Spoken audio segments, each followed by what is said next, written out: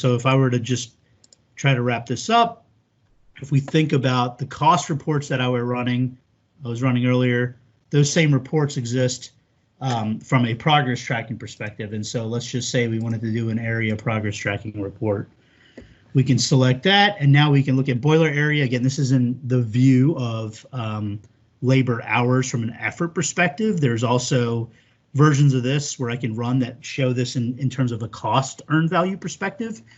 For the purposes of the demo and try to show as many reports as I can, I'll just leave this from an hours perspective, and we can see from an hours perspective, we have our total hours, we have our earned hours, our percent complete, so our earned divided by our budget, our actual hours, and our PF.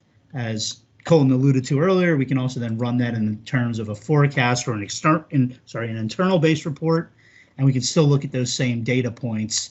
I kind of laughed a little bit earlier, but if, for example, you don't have the requirement in your contract to report PF to your client, you have the ability to just do progress only, and that will turn off all the actual labor hours and not expose the performance calculation to your client. So lots of functionality, lots of canned reports out of the box.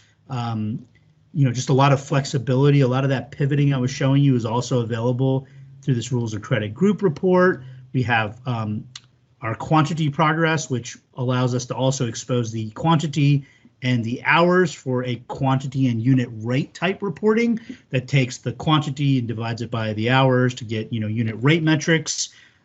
Similarly, a lot of those exist in the cost and in the interest of time. I won't demo all of those in this high level overview, but there's quite a bit of functionality in the reporting and the outputs.